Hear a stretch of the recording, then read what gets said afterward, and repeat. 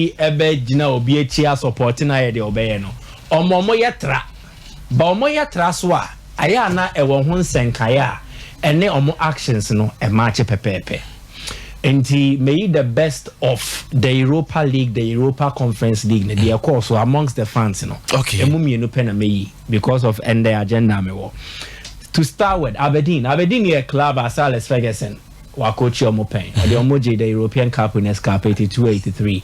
They were then a good force war Scotland and San and Nyoma Besisa Rangers ne Celtics ne Yomuti Omo no more. But they have had the opportunity to more compete the conference league name. Now this is what happened with Aberdeen.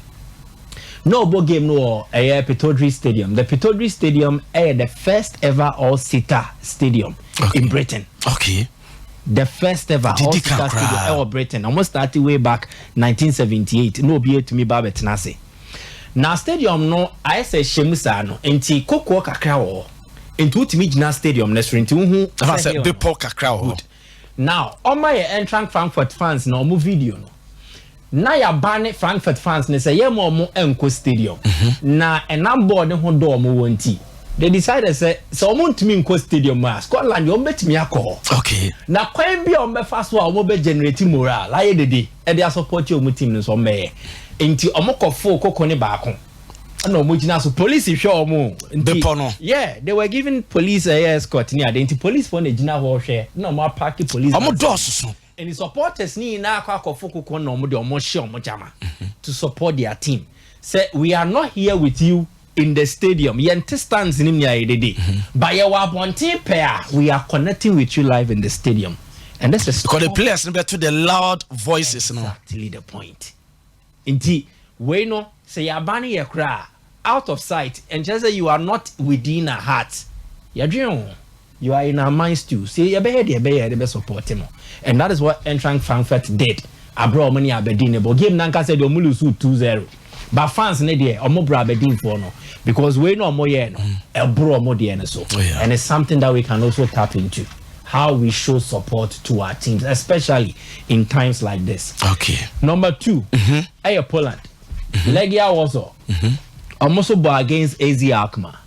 Now before game no was a Legia for no call England ekoye 7 nyamra sem kakra ama UEFA for before game we no the band beto almost say for 5 away matches or man banning Legia also fans no almost yes na sebe UEFA for no move we say so we nya kwahwe about phobia enti the image you see there of a man in suit who born a tie black or kita newspaper they are depicting or trying to communicate to UEFA say some of us we elite okay then the news now what the buying ya kind so you see a Legia also fan in the usual work mood and our dressing mood and all kind newspaper but all three because they are laughing at the decision UEFA has taken. Now the Polish words now so much for PSY anyway this is what it means. See Shekaya Caravana Yeje Daye HSA the dogs are barking. See the dogs. Yeah, the dogs are barking, but the caravan moves on.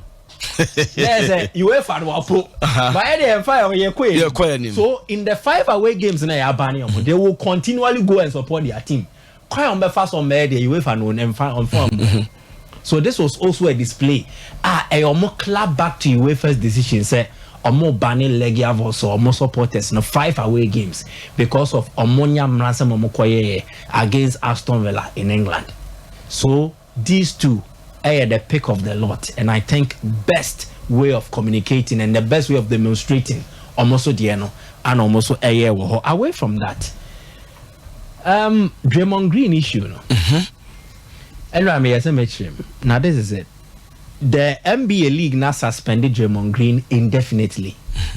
The reason I indefinite is say almost say the history of such offenses and as such attacks no ain't no mujina swa almost suspended no. What happened on Tuesday was Draymond Green Yusuf Nurkic enya altercation. Kremo Bema had the benefit of a more TV video no dear Draymond Green yeah. So clearly or the video neto swa video na bona let's go back to it. It was just a Phoenix Suns Golden State Warriors game. Draymond Green felt contact. Now, how he reacted to the contact is absolutely insane. Too much. Sir, Odanesa, a casa Ninsano or Jemu, Corton, Chadia Pan. Oh, yeah. Into Obien in Semnica, and to any choirs who were trying to so, but one mono. And this was what happened. So he was ejected from the game. A year in at the NBA, led by Commissioner Adam Silver at National Derby. Abrante was here, pay BB near the end. Now, you pay BB the arena. But maybe 7 months ago, he was suspended. This year, yeah, issues say when you're 2023. So, a repeated offenses. You remember the catalog of such offenses, but let's speak to the number of times Draymond Green has been involved in such attacks. Our league not taking decision against him. Into Omaya, the first picture, no, the two, no. Naked then indefinite, but in November 2023, Draymond Green and Rudy Gobert, a similar altercation. And what happened was Klay Thompson and Rudy Gobert teammate nya akasaka santi in a manner say Rudy Gobert and Klay Thompson a free or no. I'm not then Sunday yes or fanasa. Nobody knew what happened to Draymond Green. No gidi. Or then sabe clock any me and a minute. Oh, a kaka crazy or 5 games. Then April 2023, Domantas Sabonis honorable the Sacramento Kings and so Tiana Kokoso. I say it was a basketball game. Yeah, ball me try say me and che play an eto from Draymond Green Tiana Kokoso and grow any bread or J1. March 2023, then or recorded a 16th technical foul in the season. Not to say football be when you yellow card 5 at twice. You was so tribute at the mount. When on your 16 technical fouls, so a trigger said it was what Tenassi 1 game. November 2018, another detrimental conduct. Then June 2016, LeBron James and so Otia LeBron James in the groin. I mean, eventually the Cavaliers, Cleveland, or winning the NBA championship because Draymond Green was out of a crucial game because of the Okokoye. Nti our sa actions no, and so the video need to be one. The catalog of such actions ye hua. Obi ohwe TV ni bia na me be ya adwen say the Draymond Green here no, it goes beyond just somebody playing antics, but rather I think he has a serious problem. Anyway, this is just one, but on my the second video now be brain, this is one share the oye or the Nikotoje and or their war the Denver Nuggets player no, and this does not make sense. Ebeko another clip, the other clip you will see Draymond Green and Steve Adams were butuno. Oh, and habit. Adams Yanka say okay, see tender why not twice or 3 times. And one sounds ni bion, was sounds we butino. Or the Nikoto Jawa no. There is Sabonis with Tiana Kokoso, no huri or ko. Just dream one tiasi and you LeBron James wa could ye where Lakers the cry and say ya de. This was a there's another one Kawhi Leonard.